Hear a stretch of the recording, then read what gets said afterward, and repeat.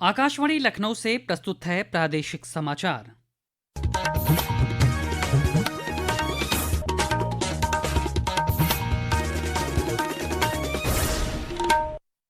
मुख्य समाचार। मुख्यमंत्री योगी आदित्यनाथ ने आज लखनऊ में प्रधानमंत्री उज्ज्वला योजना के अंतर्गत गैस सिलेंडर रिफिल सब्सिडी का किया वितरण। कहा, प्रदेश के 1,86,00,000 परिवारों को मिल रहा है इस योजना का लाभ।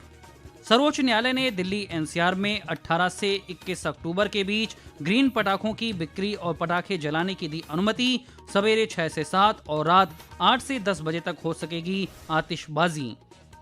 प्रदेश सरकार ने एमएसएमई प्रादेशिक पुरस्कार योजना के लिए मांगे आवेदन। निर्माण क्षेत्र की 14 और सेवा क्षेत्र की 12 श्रेणियों में दिए जाएंगे पुरस्कार। और अयोध्या में 19 अक्टूबर को होने वाले दीपोत्सव की तैयारियां तेज। देश भर के 2000 से अधिक कलाकार करेंगे प्रतिभा का प्रदर्शन। नमस्कार, प्रदेश के समाचारों के साथ मैं शैलेंद्र और अब समाचार विस्तार से। मुख्यमंत्री योगी आदित्यनाथ ने आज लखनऊ में प्रधानमंत्री उज्ज्वला योजना के अंतर्गत गैस सिलेंडर रिफिल सब्सिडी का वितरण किया। कार्यक्रम को संबोधित करते हुए मुख्यमंत्री ने कहा कि दीपावली के पहले ये प्रदेश के गरीब परिवारों के लिए एक बड़ा उपहार है। उन्होंने कहा कि प्रधानमंत्री नरेंद्र मोदी ने उज्ज्वला योजना के जरिए 11 करोड़ गरीब परिवारों को मुफ्त गैस कनेक्शन दिलाकर नारी गरिमा को सम्मान दिया है। श्री योगी ने कहा कि आज प्रदेश के 1,86,00,000 परिवारों को इस योजना का लाभ मिला है।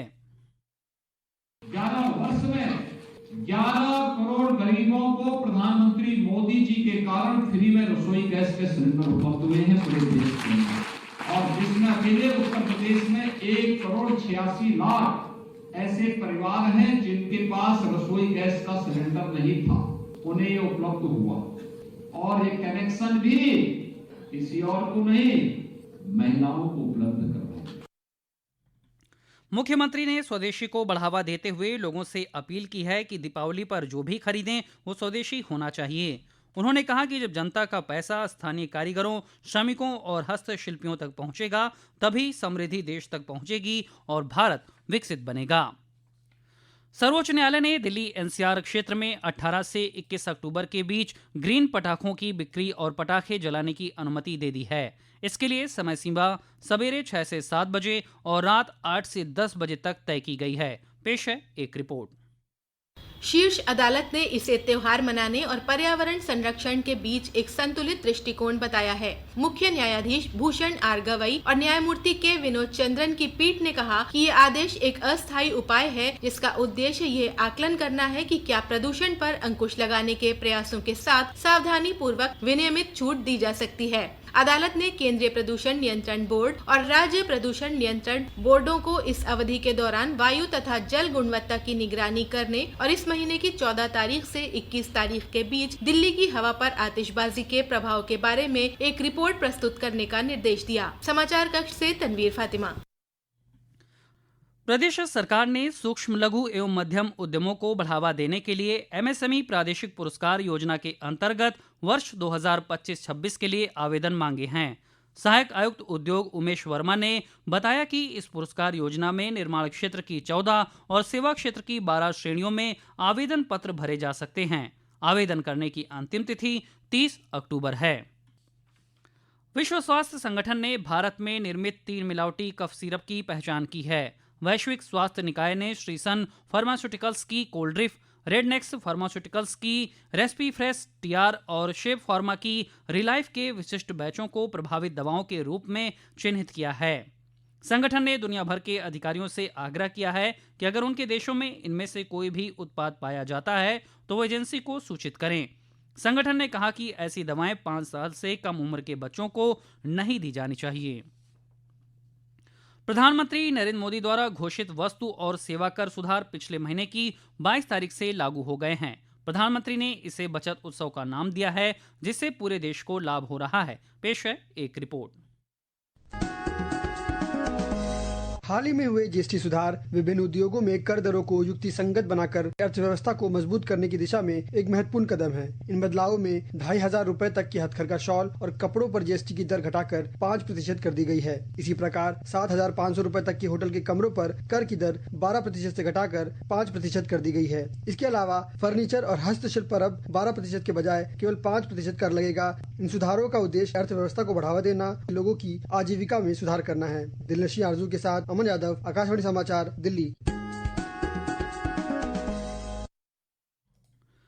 केंद्र सरकार द्वारा जीएसटी की दरों में कमी किए जाने से वाहनों की बिक्री बढ़ी है। वाराणसी में ऑटोमोबाइल क्षेत्र से जुड़े संतोष राव का कहना है कि केंद्र सरकार का ये अपने ग्राहकों को बेहतरीन तोहफा है।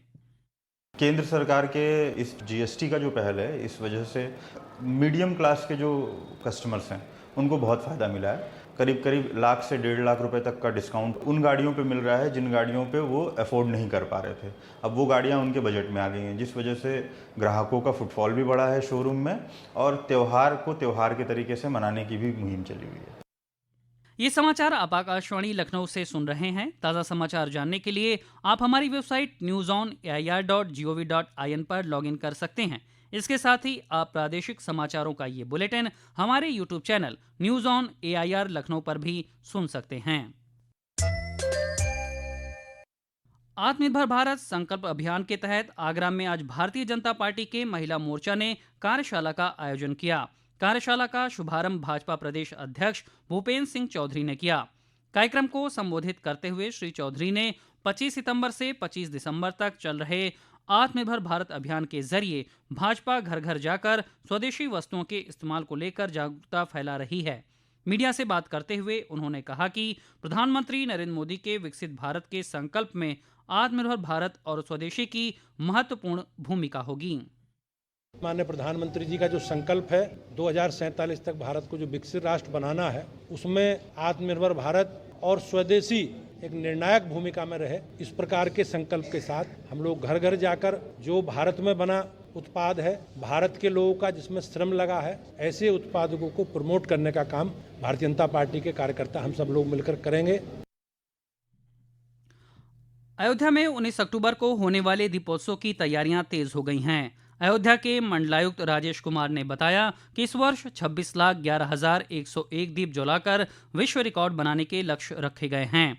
वहीं दीपोत्सव में 2000 से अधिक कलाकार अपनी कला का प्रदर्शन भी करेंगे। पेश है एक रिपोर्ट।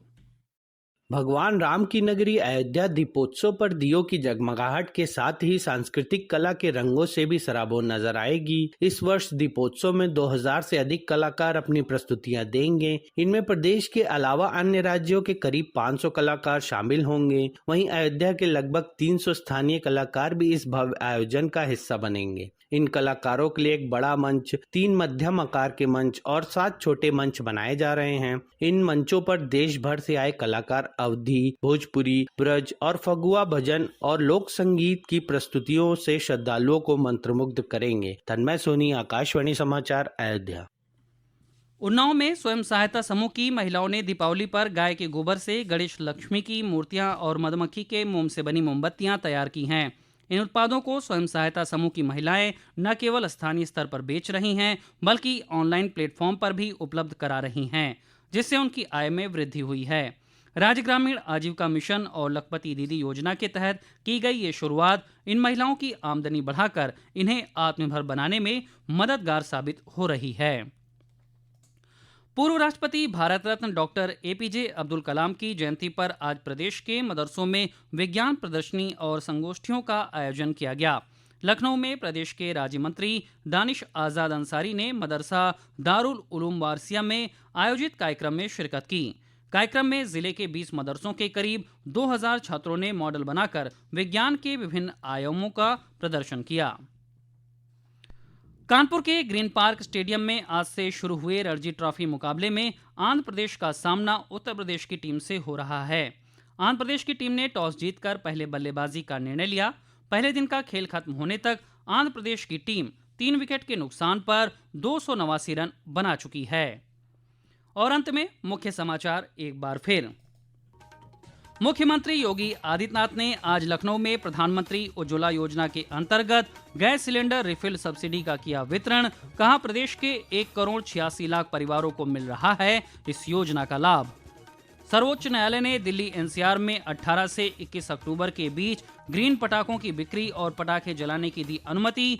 सवेरे 6 से 7 और रात 8 से 10 बजे तक हो सकेगी आतिशबाजी। प्रदेश सरकार ने एमएसएमई प्रादेशिक पुरस्कार योजना के लिए मांगे आवेदन। निर्माण क्षेत्र की 14 और सेवा क्षेत्र की 12 श्रेणियों में दिए जाएंगे पुरस्कार। और अयोध्या में 19 अक्टूबर को होने वाले दीपोत्सव की तैयारियां तेज। देश भर के 2000 से अधिक कलाकार करेंगे प्रतिभा का प्रदर्शन। इसी के साथ प्रादेशिक समाचारों का ये बुलेटिन समाप्त हुआ। अगला बुलेटिन रात 8 बजे FM पर प्रसारित किया जाएगा। नमस्कार।